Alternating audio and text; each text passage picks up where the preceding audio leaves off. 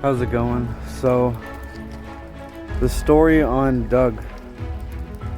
So, on day one of Dylan's disappearance, Ashley's father was talking to, I wouldn't say a friend, but an acquaintance. He used to fix his car. And he had a hunting dog, so he figured he would try to help in Dylan's investigation. Not his investigation, but the search for Dylan on day one. So he brought down his dog, and it wasn't a professional dog, and it wasn't a very well-trained dog, but he was trying to help.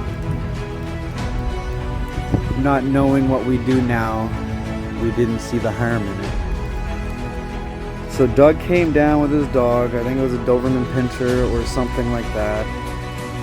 He started searching, and then I remember him asking if we could go get a blanket of Dylan's or something with Dylan's scent. So we had no problem doing that, and so Ashley ran down, got a blanket, came back. Doug took the blanket, let the dog smell it. What we didn't realize or clue into, that Doug actually took that blanket with him on the search.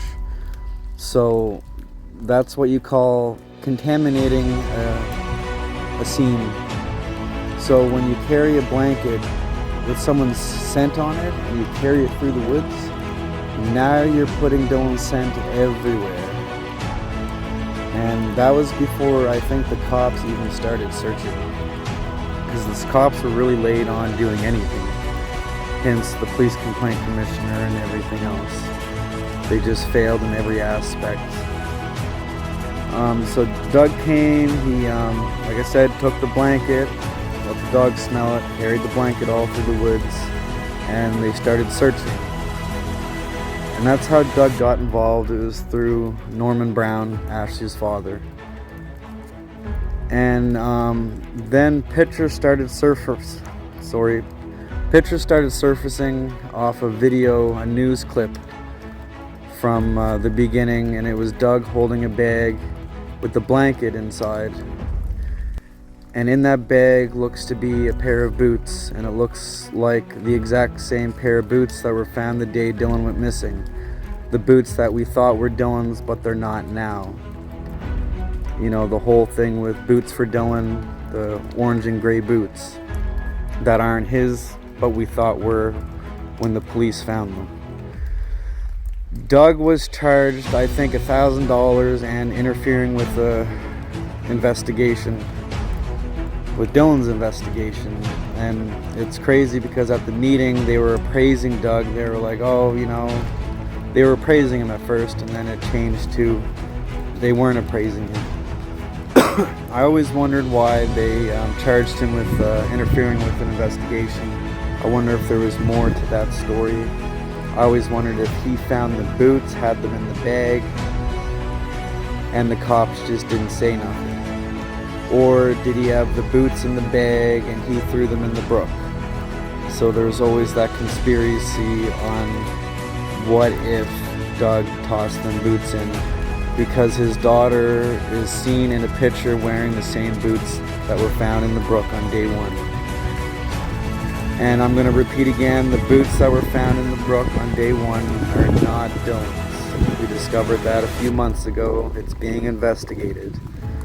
The cops have went to Walmart. They had a photographer come in and take pictures of the boots to match them with the picture that Ashley sent them, and probably numerous other people.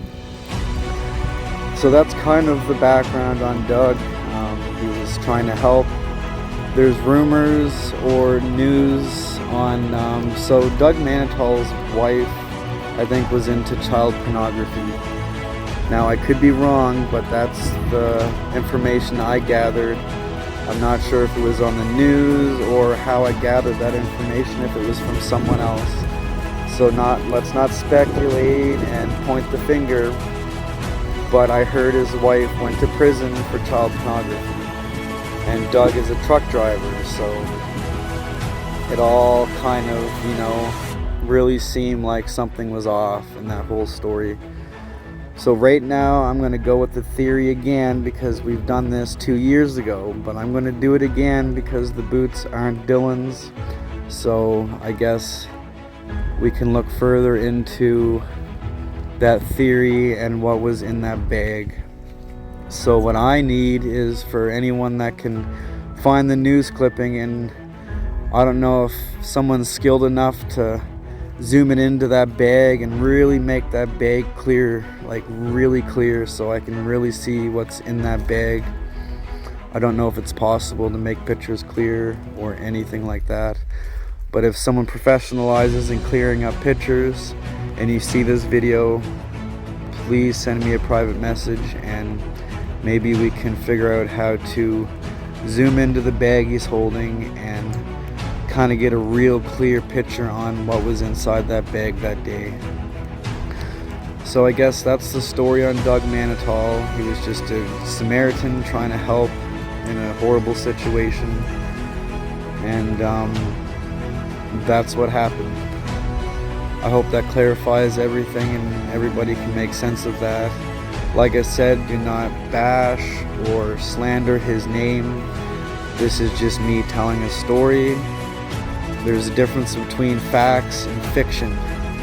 You know, I'm not 100% on his ex-wife, but I'm pretty sure it's true information, but I'm not 100% sure. If someone wants to dig into it and find the facts and send it to me, be my guest. I can't do everything. I've got a lot on my plate.